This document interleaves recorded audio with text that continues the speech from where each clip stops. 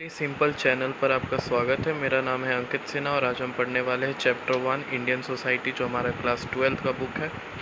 फटाफट से देखेंगे कि चैप्टर 1 से लेकर जो हमारा कंटेंट है चैप्टर 7 तक, उसमें हम चैप्टर 1 से शुरू कर रहे हैं, जो इंट्रोडक्शन इंडियन सोसाइटी मतलब सोशलॉजी एज एन सब्जेक्ट के बारे में कुछ बताते हैं। उसमें इम्पॉर्टेंट आपका चैप्टर 2 है, 3 है, 4 है, 5 है, 6 है। बाकी 7 प्रोजेक्ट वर्क से रिलेटेड है, जो क्लास 12 के बच्चे हैं उन्हीं को लिए इम्पोर्टेंट है। बाकी एज अ जनरल कैंडिडेट जो सोशलॉजी एज एन यूपीएससी में पढ़ रहे हैं या फिर ऑप्शनल के लिए पढ़ रहे हैं, उनके लिए फटाफट से एनसीईआरटी बुक में हमने समरी के तरह से हम आपको समझाने की कोशिश करते हैं। तो आइए शुरू करते हैं चैप्टर 1, जो कि है इंट्रोड्यूसिंग इंडियन सोसाइटी। कहीं पे अगर समझाने में मुझे दिक्कत हो तो प्लीज़ माफ़ करना। हम एक अपने छोटे भाई को जैसे समझाते हैं, हम उसी तरह से आप लोग को समझाने की कोशिश कर रहे हैं। आप लोग भी मेरे छोटे भाई, छोटे बहन या फिर बड़े भाई, बड़े बहन की तरह भी जो छोटे से सीखते हैं, तो हम छोटी सी कोशिश कर रहे हैं। चलिए देखते हैं।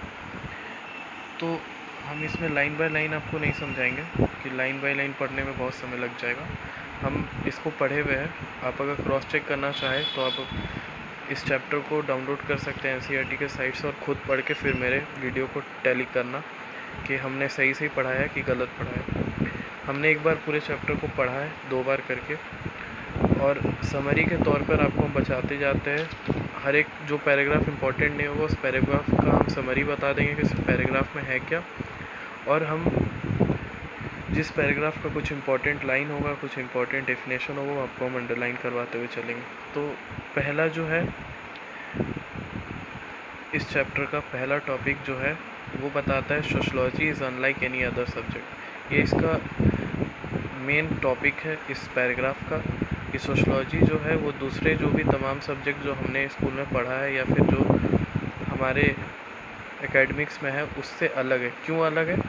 क्योंकि सोशलॉजी एक ऐसा सब्जेक्ट है जो कि आप बचपन से पढ़ते आ रहे हो। कैसे पढ़ते आ रहे हो? क्योंकि आप एक सोसाइटी में, आप देखते हो कि सोसाइटी में कास्ट क्या है, फैमिली रिलेशंस क्या है, आपका सोसाइटी में कैसे कैसे रोल्स प्ले करते हो, एज सेक्स रेशियो कैसा है, मतलब इन द सेंस कि आप सोसाइटी के बारे में थोड़ा मोड़ा जानते हो। पर बाकी सब्जेक्ट्स में ऐसा नहीं होता। बाकी सब्जेक्ट्स के लिए आपको पहले एक बार पढ़ना पड़ता है। जैसे ज्योग्राफी अगर आपको समझना है तो आपको ज्योग्राफी पहले पढ़ना पड़ेगा। साइकोलॉजी अगर समझना है तो आपको साइकोलॉजी पढ़ना, इकोनॉमिक्स आपको पढ़ना है तो आपको पहले समझना पड़ेगा। उस तरह से ये आपको समझना नहीं पड़ेगा, मतलब कि पहले से आप इसके बारे में, सोशलॉजी के बारे में बहुत चीज़ जानते हो। तो दूसरा पैराग्राफ इसी से रिलेटेड है कि द प्रायर नॉलेज और familiarity with society is both advantage and disadvantage for society. जो पहले से जो नॉलेज है हमारे पास, वो एक एडवांटेज के तौर पे भी और एक डिसएडवांटेज के तौर पे भी। एडवांटेज के तौर पे क्या है कि student are generally not afraid of sociology. Student जो है सोशलॉजी लेने से पहले डरते नहीं है और सोशलॉजी को एक इंटरेस्टिंग सब्जेक्ट की तरह लेते हैं, क्योंकि सोशलॉजी वो भी जानते हैं कि ये हमारा समाज का एक पेपर है जो कि हम लोग खुद से थोड़ा मोड़ा इधर उधर करके लिख लेंगे। और डिसएडवांटेज क्या है? पहले से जो हम लोग ने जानकारी लिया है सोसाइटी के बारे में, उसका क्या डिसएडवांटेज है कि वो ये डिसएडवांटेज है क्योंकि वो एक व्यू पॉइंट से आपने एक सोसाइटी को देखा है। मतलब आप एक सोशल ग्रुप में हो जहाँ पे एक सोशल इन्वायरमेंट है, जहाँ पे एक रिलीजन को फॉलो किया जाता है, जहाँ पे कुछ कस्टम्स को फॉलो किया जाता है, आप उसके अकॉर्डिंग आप सोसाइटी को देखते हो। तो एक आपका अपना व्यू पॉइंट है, तो वो पार्शियल हो सकता है सोसाइटी को देखने से। पार्शियल इन द सेंस कि वो इनकम्प्लीट भी हो सकता है और बायस्ड भी हो सकता है। इनकम्प्लीट इन द सेंस कि आपने जो देखा शायद वो वैसा वो सोसाइटी ना हो, और बायस्ड मतलब आपने अपने अकॉर्डिंग उस सोसाइटी को देख लिया। तो सोशलॉजी आपको जो अपने पहले से सीखा है उसको अनलर्न करना सिखाता है, कि आप उसको अनलर्न करो, और उसका सलूशन बताता है कि अब इसका डिसएडवांटेज का सलूशन क्या है। सलूशन यही है कि सोशियोलॉजी में भी कोई ऐसा आपको यहाँ पे वर्ड है एक वेंटेज पॉइंट नहीं है। वेंटेज मतलब कि कोई ऐसा जगह नहीं है जहाँ से आपको एकदम आइडियल व्यू मिल जाए। वहाँ पे भी आपको कई जगह पे रह के देखना होगा। सोशियोलॉजी आपको कई जगह से आपको सोसाइटी को दिखाने की कोशिश करेगा कि आप इस पॉइंट से भी देख लो, आप इस पॉइंट से भी देख लो, आप इससे चारों से देख के और चारों का एक कंपैरिजन निकालो कि कुछ समरी टाइप का निकालो कि चारों से में क्या कॉमन था। तो आप उससे एक पॉइंट बना सकते हो कि सोसाइटी में जब 4 पॉइंट से सोसाइटी में ये प्रॉब्लम दिख रहा है तो एक्चुअली में ये प्रॉब्लम होगा। तो आप ना कि अपने व्यू पॉइंट से बल्कि आप 3 और व्यू पॉइंट से देखने की कोशिश करते हो। वो 3 व्यू पॉइंट से दिखाने के जो हेल्प करता है वो सोशियोलॉजी करता है। इस पैराग्राफ में यही दिया हुआ है। सेकंड पैराग्राफ में एक वर्ड आपको दिया हुआ है रिफ्लेक्सिबिलिटी। यहाँ पे दिया हुआ है रिफ्लेक्सिबिलिटी या फिर आप बोल सकते हो सेल्फ रिफ्लेक्सिबिलिटी। इसका मतलब है कि आपको सोशियोलॉजी हेल्प करता है आपको खुद को असेसमेंट करने का। आप खुद को अपने आप को आप असेस कर सकते हो बाहर के व्यू पॉइंट से।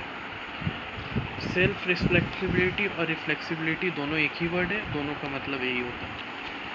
अब यहाँ पे इस पैराग्राफ में आपको दिया गया है कि सिंपलेस्ट लेवल पे आपको जैसे ज्योग्राफिकल मैप होता है उसी तरह से एक सोशल मैप भी होता है। Social map in the sense कि जैसे ज्योग्राफिकल मैप में आप किसी भी स्टेट से आते हो तो आप इंडिया के मैप में उससे आप लोकेट कर सकते हो कि उस इंडिया के किस पार्ट पे, जैसे अरुणाचल प्रदेश इंडिया के नॉर्थ ईस्टर्न पार्ट पे, उत्तर प्रदेश हमारे इंडिया के नॉर्दर्न पार्ट में, मध्य प्रदेश सेंट्रल पार्ट में। तो आप इस तरह से लोकेट कर सकते हो इंडिया का कौन से पार्ट में आप कहाँ पे हो। उसी तरह से सोशल मैप आपको कहा जाएगा कि आप अगर 12 से 19 साल के बीच के हो तो आपको यंग पीपल के तौर पे लिया जाएगा। 19 के बाहर हो, 19 से 64 के बीच में हो, ऐसे तो 15 से 64 को वर्किंग एज ग्रुप बोला जाता है। तो हमारे इंडिया में 21 के बाद ही लोग काम करना स्टार्ट करते हैं। तो इन जनरल सेंस हम बता रहे हैं। तो आप 21 के बाद हो तो आप एक वर्किंग एज ग्रुप में आ जाओगे, 64 के बाद हो तो आप सीनियर सिटीजन के रूप में आ जाओगे। तो इस तरह से आपको एक ग्रुप में डाला जाता है। सोशल मैप सिर्फ इसी से नहीं बनता, और भी चीज़ से, जैसे आप कौन सा रिलीजन फॉलो करते हो, आप कौन सा लैंग्वेज बोलते हो, ये सब मिला के एक सोशल मैप बनता है जो कि इस तरह से दिखता है। ये लड़का परेशान हो गया कि हम यहाँ पे हैं और मेरे इतने अंदर बाउंड्रीज़ है कि हमको इसके बाहर नहीं जाना है, हमको इसके अंदर रहना है, ऐसा ऐसा। तो कौन कौन सा बाउंड्री बन जाता है? Age boundary, religion boundary, economic, religious, caste boundary की इकोनॉमिक जैसे आप रिच हो, पुअर हो, आपका रिलीजन क्या है, आपका कौन से कास्ट के हो, ये सब आपको डिफ़ाइन करता है आपका पर्सनैलिटी को, आपका कैरेक्टर को। आप सोसाइटी में कैसे ट्रीट होगे या ट्रीट करोगे, ये सब आपको ये सोशल मैप डिफ़ाइन करता है। तो ये दोनों पैराग्राफ में यही दिया हुआ है। इस पैराग्राफ में एक अमेरिकन सोशलॉजिस्ट का एक रिटन वर्ड्स लिखा हुआ है जो उन्होंने देखा था। उन्होंने अपने कहीं पे लिखा होगा कि क्या लिखा है कि sociology can help you to map the link and connection between personal troubles and social issues. C. Wright Mills, a well-known American sociologist, has written, "Sociology can help you to map the links and connection between personal troubles and social issues." Personal troubles और social issues के बीच में जो link बैठाता है वो एक sociology बैठाता है। Personal trouble बोले तो क्या होता है, जैसे आपके इंडिविजुअल लेवल पे जो भी प्रॉब्लम कि जॉब कब लगेगा, शादी कब होगा, बच्चे कब होंगे, फिर हम लोग क्या क्या जो इंडिविजुअल लेवल पे होता है टेंशन, उसको हम लोग पर्सनल ट्रबल बोलते हैं। और जो एक पूरे समाज के लिए जो प्रॉब्लम होता है उसे हम लोग सोशल ट्रबल बोलते हैं, जैसे कि अनएम्प्लॉयमेंट हो गया, जनरेशन गैप हो गया, कम्युनलिज्म हो गया। ये सब इस चैप्टर में यहाँ पे इस टॉपिक में दिया गया है कि आप सोशल मतलब इन्होंने जो कहा है सी राइट मिल्स, उसी को इसने एक्सप्लेन किया है इसमें कि सोशल प्रॉब्लम्स और पर्सनल ट्रबल्स को कैसे आप लिंक करोगे और सोशल प्रॉब्लम और पर्सनल ट्रबल्स क्या होता है इसमें दिया गया। अब आपको यहाँ पे छोटा सा टॉपिक दिया हुआ है कि जो आपने ये मैप देखा, ये एक्चुअल मैप जो आपने अपने से बनाया कि हमारा ये एज है, हम इस एज कैटेगरी में आते हैं, हम ये मेरा ये रिलीजन बाउंड्रीज है तो हम इस रीजन में आते हैं, रीजन में आते हैं, रिलीजियस है तो इस तो यहाँ पे आपको दिखाया गया है कि ये common sense view, common sense है, पर सोशोलॉजी आपको एक पर्सपेक्टिव देता है कि आप एक एक्चुअल सोशल मैप बना पाओ। तो वो सोशल मैप आप कैसे बनाओगे वो आपको सोशोलॉजी सिखाएगा। अब एक टॉपिक इसमें दिया गया इंट्रोड्यूसिंग एंड इंट्रोडक्शन, कि सोशोलॉजी की शुरुआत हुई कहाँ से। सोशोलॉजी की शुरुआत तो कहीं और से हुई, यूरोप से हुई, पर इंडिया में इसको सोशोलॉजी को कब से देखा गया, सोसाइटी में चेंज कब से देखा गया, तो कॉलोनियल पीरियड से। कॉलोनियल पीरियड से बहुत सारा चीज़ हमारे इंडिया में चेंज हुआ। उससे पहले इंडिया हमारा एकदम सही चल रहा था। उसके बाद हमारे इंडिया में यूनिफिकेशन आया, लोग जो इतने डाइवर्स थे वो एक यूनिफाई हो गए, नेशनलिज़म का एक कॉन्सेप्ट आया, कॉलोनियलिज़म एक क्लासेस बनाया, कम्युनिटीज़ बनाया। तो ये सारा चीज़ हमारा एक, ये उतना इम्पोर्टेंट नहीं है ये पैराग्राफ, ये टॉपिक कि कब शुरुआत हुआ क्या हुआ, ये थोड़ा सा हिस्टोरिकल है कि कॉलोनियल पीरियड। हम जल्दी से आपको एक बार समझा देते। Broadly speaking, it was a colonial period that specifically Indian consciousness took place. मतलब कॉलोनियल पीरियड में ही हमारे को नोटिस करने को मिला कि सोसाइटी में चेंजेस आ रहे हैं। कैसा चेंजेस आ रहा है? Modernisation and capitalist economic change, पूंजीवाद और मॉडर्नाइजेशन हो रहा है हमारे सोसाइटी का, जो कि इरिवर्सिबल है, जो society could not never return to way things were before. उसके बाद पॉलिटिकल चेंज हुआ, इकोनॉमिक चेंज हुआ, एडमिनिस्ट्रेटिव चेंज हुआ, यूनिफिकेशन ऑफ इंडिया हुआ, जिसके कारण हम लोग ने इंडिया को आज़ादी दिलाया। फिर colonialism also gave birth to its own enemy nationalism. फिर हिस्टोरिकली जो हिस्ट्री से रिलेटेड है कि शेयर्ड एक्सपीरियंस, जो कॉलोनियल जो हमारे ऊपर जो उन्होंने अत्याचार किया, वही एक कारण था कि हम लोग ने एक होके देश को आज़ादी दिलाया। लास्ट में वो न्यू जो क्लासेस आता, high class, lower class, middle class, ये सब उन्हीं का दिया गया है।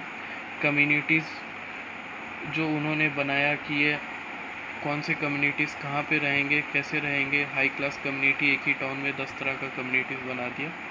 तो ये आपको इस पैराग्राफ में पढ़ने को मिलेगा।